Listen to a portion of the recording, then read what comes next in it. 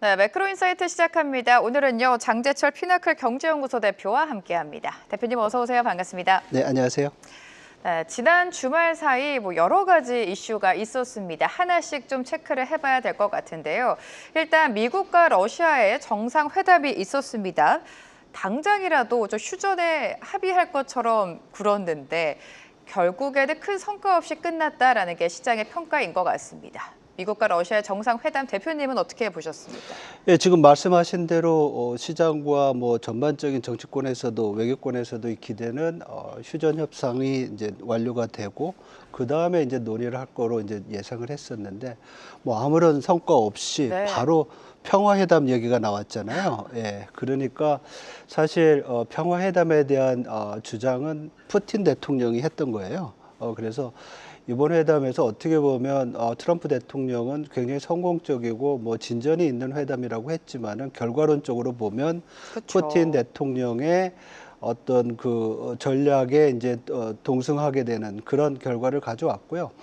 그런 와중에서도 더 의미 있는 진전이라고 하면 우크라이나 전쟁의 평화 협상으로 가는 과정에서 미국이 우크라이나의 안보 보장을 할 수 있는, 그래서 나토 5조항이 있는데 집단적 방위 이런 조항이 있는데 그와 비슷한 어떤 우크라이나에 대한 안보 보장을 해줄 수 있는 얘기를 꺼냈다는 점은 또 하나의 좋은 예가 될 수 있죠. 여태까지 그런 얘기 안 했었거든요. 근데 여기에 더해서 이게 되려면 또 우크라이나들은 영토를 또 러시아한테 양보해야 돼요. 그래서 굉장히 이제 복잡한 문제고, 이래서 유럽 정상들과 우크라이나 그리고 이제 또 러시아 대통령 푸틴이 각각께는 3자 회담을 해야 될 것 같고요. 그래서 좀 결과를 우리가 좀 지켜봐야 되는 상황입니다. 그렇지만 지금 3년 넘게 진행되고 있는 전쟁이 어느 정도 이제 종착적으로 가고 있다는 그런 사인이 아닐까 해서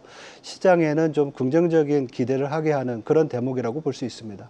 네, 결과론적으로 보면 구체적인 성과는 없이 끝난 것 같습니다. 우크라이나 대통령까지 3자 회담 가능성이 제기가 되고 있는데 앞으로의 그 결과 흐름을 지켜보셔야 될 것 같고요. 자, 러시아 이야기하며 인도를 또 빼놓을 수가 없죠. 인도 같은 경우에는 러시아산 원유를 수입한다라는 이유만으로 50% 관세 폭탄을 맞기도 했습니다. 자, 이 미국과 러시아의 관계 개선이 인도의 관세에 영향을 당연히 주겠죠, 대표님? 예, 사실 우리가 이번 네. 미러 그 정상회담을 보면서 인도에 대한 관세가 과연 인도의 그 무역 문제였는가? 이런 것을 우리가 다시 한번 생각해 보게 하거든요. 왜냐하면 미국 러시아 정상회담 전에 트럼프 대통령이 인도의 50% 관세는 러시아가 협상 테이블로 나오게 하는 그런 계기가 됐다, 이런 얘기를 했습니다. 그래서 이런 부분을 보면 이 러시아와 미국의 협상 그리고 우크라이나 전쟁의 이런 과정에 대한 어떤 프로세스 중에서 인도에 대한 관세가 하나의 그 도구로 사용되고 네. 있는 그런 상황이라고 우리가 볼 수 있는 거고요. 그래서 인도에 대해서는 또 인도는 이런 미국의 50% 관세에 대한 상당히 또 거부감이 있습니다. 에너지 주권을 파괴하는 이런 공격하는 미국의 그런 자세라고 보고 있고요.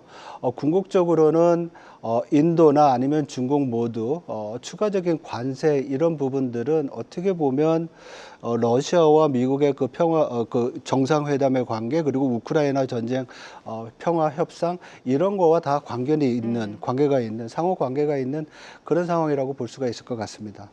네, 큰 성과는 없었지만 그래도 휴전 가능성이 부각이 되면서 최근 유가 흐름을 보면 하락세를 보였습니다. 앞으로의 유가 전망은 어떻게 하고 계십니까? 유가는 이런 지정학적 네. 리스크가 좀 완화가 되고 이러면서 좀 내려온 부분이 있죠. 그리고 과거처럼 우리가 중동 사태에서도 봤고 러시아 우크라이나 전쟁의 어떤 장기화 과정에서 리스크 프리미엄이 내려오는 것들을 봐서 이런 리스크들이 유가에 미치는 영향이 좀 작아졌습니다. 그럼에도 불구하고 우리가 향후에 유가가 더 내려올 거라고 지금 전망을 하는데요. 이것은 온전히 수급을 봤을 때, 그러니까 원유 시장에서의 펀더멘털을 봤을 때 원유가 더 하락하지 않을까 이렇게 전망을 하고 있습니다. 뭐 구체적으로 말씀을 드리면 오펙 플러스가 증산을 하잖아요. 네. 그래서 뭐 8월에도 막 약 한 뭐 50만 배럴 정도 되나요? 그렇게 더 추가적인 증산을 하게 되고 또 여러 가지 에너지 연구기관에 보면 올해 하반기에 원유 재고가 하루 평균 190만 배럴 정도 늘어난다고 해요. 이렇게 재고가 늘어난다는 얘기는 공급보다 수요가 적다는 건데 이 수요가 적은 데에는 또 중국의 경기 어떤 부진, 내수 부진 이런 부분도 좀 작용하는 것 같습니다. 그래서 우리가 원유 시장에서 수요와 공급 전체를 놓고 봤을 때는 유가가 하락할 거로 보고 있고요. 미국 에너지정보청에 따르면은 올해 4분기에 국제유가 브렌트유 기준으로 약 58달러 그리고 내년에는 평균적으로 약 한 51불, 이제 51달러 정도로 내려오지 않을까 이렇게 지금 전망하고 있습니다. 네, 오펙 플러스가 증산에 나서고 있고 수요와 공급 측면을 봤을 때 유가 하락은 당분간 지속될 것이다 이렇게 예상하고 계십니다. 주말 사이 나왔던 가장 큰 이슈 중에 하나가 7월 미국의 PPI가 되겠죠. PPI가 시장 컨센보다 굉장히 웃도는 좀 쇼크다라는 평가가 나올 정도로 큰 폭으로 상회하는 모습을 보여줬습니다. 우리가 이 지표를 어떻게 해석하면 좋을까요, 대표님? 예, 그동안 네. 어떻게 보면 예상했고 우려했던 그 지표들이 나온 네. 거로 볼 수가 있는 것 같습니다. 왜냐하면 전월 대비로 0.9% 상승했는데요. 시장 예상치 0.2%였잖아요. 지금 앵커께서 말씀하신 것처럼 거의 쇼크 수준이고 굉장히 높게 나왔던 부분들이 있고요. 전년 동월 대비로 보면 더 무섭습니다. 지난달 그 전달에 2.5에서 3.3%까지 올라갔고요. 네. 우리가 얘기하는 근원, 에너지와 식품을 제외한 그 생산자 물가를 보면 이게 3.7%까지 올라갔습니다. 그리고 우리가 그동안 관세가 물가에 전가되지 않는다라는 얘기를 할 때 가장 많이 썼던 게 그거였거든요. 기업들이 그 마진을 희생하면서 관세 인상의 그 비용을 내재화하고 있다. 근데 요번에 생산자 물가에서 본 거는 도소매 부분에서의 유통 마진이 2% 정도로 굉장히 높게 나왔다고 합니다. 증가한 게. 그래서 그동안의 관세가 물가에 미치는 채널 중에서 물가 압력을 낮췄던 부분이 이제 물가를 높이는 부분으로 나타났다는 것이 아마도 이번 생산자 물가의 관전 포인트가 아닐까 이렇게 생각이 들고요. 향후에도 이러한 상황은 아무래도 더 지속될 거로 보입니다. 왜냐하면 4월부터 본격화된 미국 관세가 우리 시장 전문가들이나 아니면 이코노미스트들 분석에 따르면 8월과 9월부터 관세 효과가 본격화된다고 예상을 했었거든요. 그래서 우리가 8월 달과 9월 달의 물가 지표를 보면 이러한 주장의 타당성을 한번 확인할 수 있는 그런 계기가 되지 않을까 생각을 합니다. 네, PPI 이전까지 나온 물가 지표를 보면 관세발 충격이 아직 물가에 반영되지 않았다라는 게 시장의 평가였는데 주말 사이 나온 PPI로서 분위기가 지금 바뀌고 있는 것 같습니다. 자, 소매 판매도 나왔는데 7월의 소매 판매는 어땠습니까, 대표님? 시장 예상치가 전월 대비 0.5% 증가할 거로 봤는데 예상치에 부합을 했습니다. 근데 우리가 주목해서 봐야 될 것은 그 전달에 6월 달의 지표가 0.5가 0.6에서 0.9로 상향 조정됐어요. 네. 그 얘기는 기저적으로 소비자들의 그 소매에 대한 소비자들의 수요가 견고하게 유지가 되고 있다라고 볼 수가 있거든요. 그래서 앞에서 얘기했던 어떤 관세 불확실성, 물가 상승에도 불구하고 7월까지 나타난 미국의 소비 지표는 아직까지 견고하다 이렇게 이제 볼 수가 있는데요. 그 배경에는 여러 가지가 있습니다. 사실 우리가 좀 봤을 때는 고용 지표 우리 되게 부진하다고 많이 얘기했었잖아요. 네. 근데 고용에서 신규 노동자, 신규 일자리 수 늘어나는 게 줄은 거는 사실 우려할 만한 사실입니다. 그렇지만 더 크게 우려되는 것은 기업들이 얼마나 노동자들을 해고하느냐 이 문제거든요. 근데 지금 실업률은 4.1, 4.2%에서 안정적으로 좀 상대적으로 유지가 되고 있고요. 물가 상승세가 높아지긴 했지만 전년 동월 대비로는 좀 둔화되는 수식이 추세여서 우리가 구매력을 얘기하는 실질 임금은 아직까지 증가하고 있습니다. 그래서 소비자들의 소득이 실질 소득이 좀 늘어나고 있는 그런 상황이라고 볼 수가 있는 거죠. 그리고 더 중요한 건 최근에 미국 주식 시장이 좋잖아요. 그래서 고소득자들, 주식을 가지고 있는 사람들이나 고소득자들의 소득이 탄탄하게 유지가 되고 있습니다. 근데 고소득자가 소득 상위 10%라고 우리가 얘기를 하면 이 사람들이 미국 소비의 거의 50% 20%를 차지를 해요.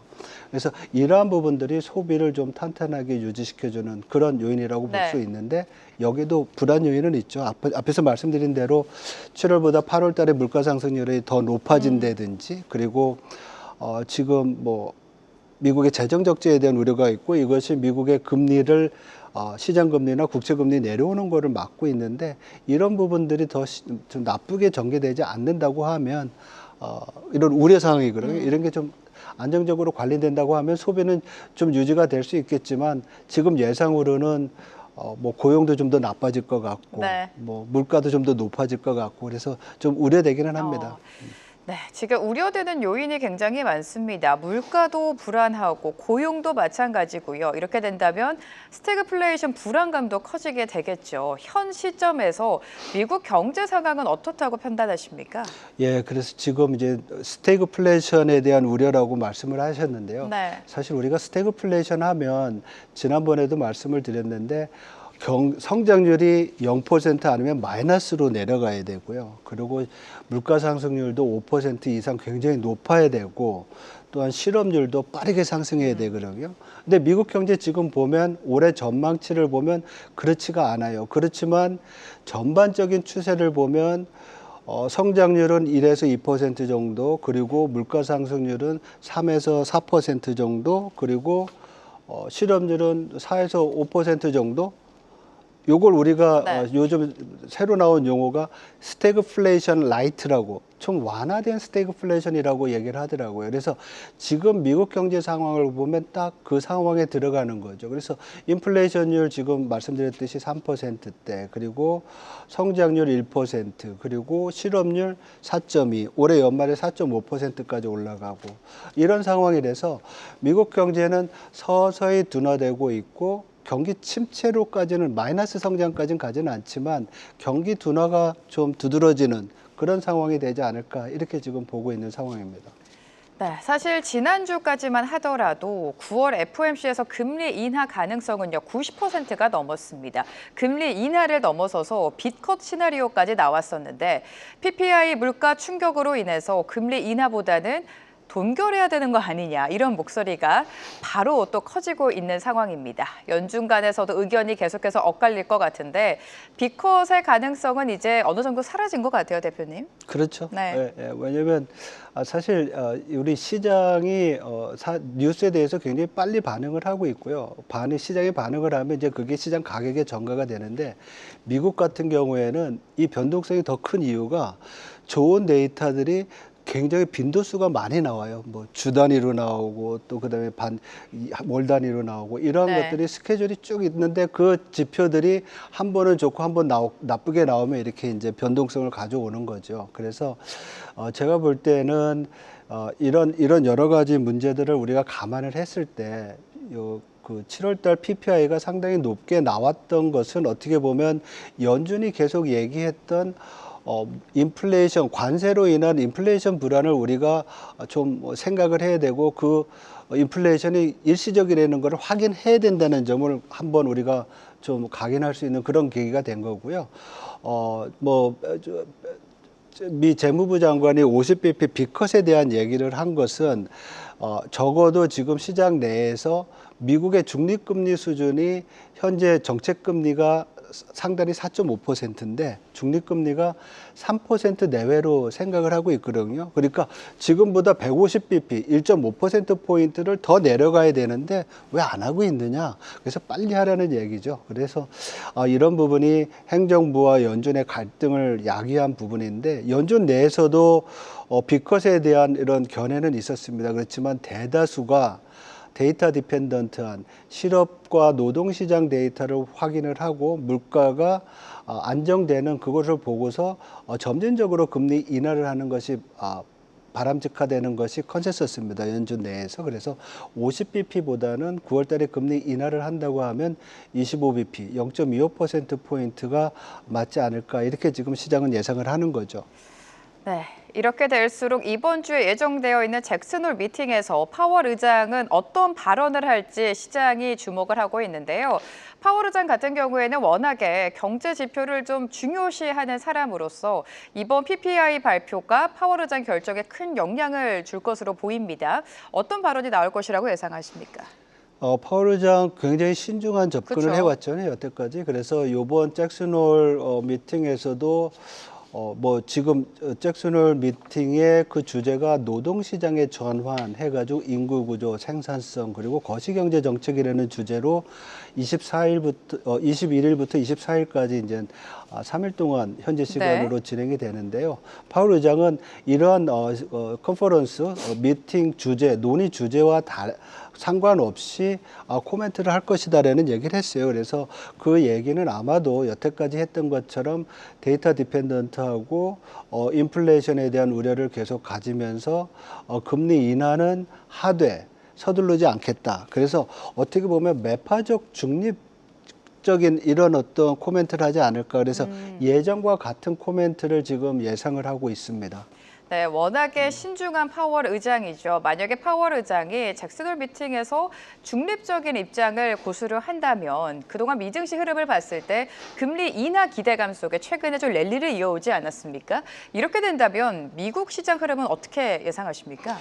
예, 아무래도 말씀하신 대로 금리 인하 기대감에 따른 랠리였다고 하면 네. 뭐 이렇게 좀 매파적 중립적인 스탠스를 보이면 시장은 단기적인 조정이 불가피하다고 보입니다. 그래서 이런 부분에 대해서는 우리가 좀 주의를 해야 될 것 같은데요. 근데 문제는 이게 단기적인 조정 숨고르기라는 거죠. 그래서 기본적으로는 미국 증시 자체는 우리가 올해 안에 2번, 뭐 연준의 일부는 3번까지도 얘기하지만 추가적인 금리 인하가 있다는 점에서 미국 증시를 이끌고 있는 기술주나 성장주 면에서는 도움이 되는 그런 뉴스라고 볼 수 있거든요. 그래서 단기 조정 후에 좀 증시가 상승하는 모습을 보일 가능성이 있고요.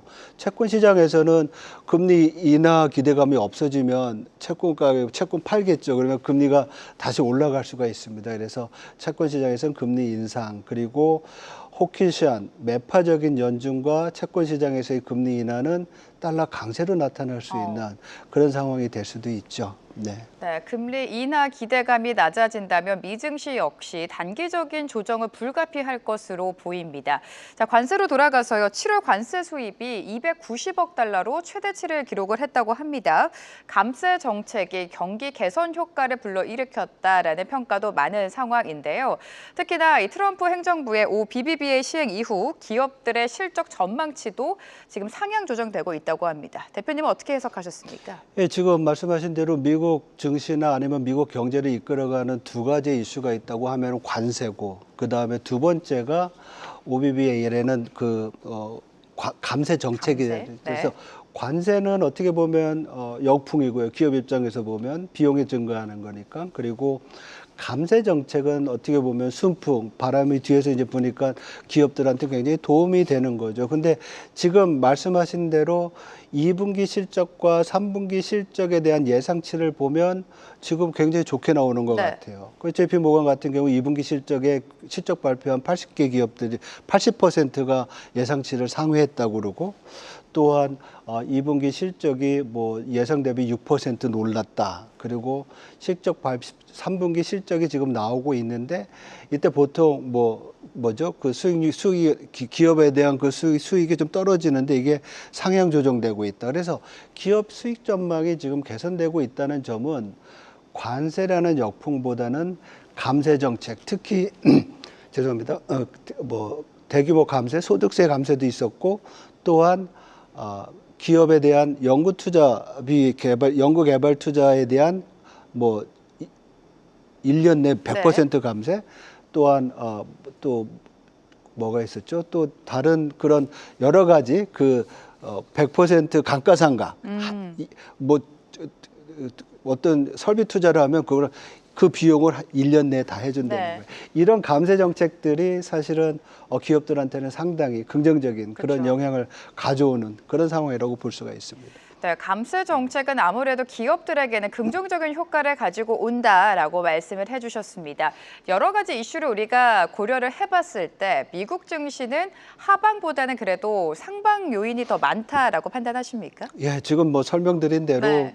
정책적인 효과들이 많죠. 그쵸. 왜냐하면 첫 번째로는 통화 정책에서 추가적인 금리 인하가 지금 예상이 되고 있는 상황이고, 그리고 OBBA 그리고 감세 정책 이 자체가 기업들의 뭐 투자라든지 아니면 실적을 개선시킬 수 있는 그런 부분이기 때문에 긍정적인 요인이 있습니다. 그렇지만은 앞에서도 말씀드렸듯이 관세라는 역풍이 이제 앞으로 어떻게 전개가 될지, 그리고 이것이 얼마만큼 현실화될지. 근데 우려되는 건 그거거든요.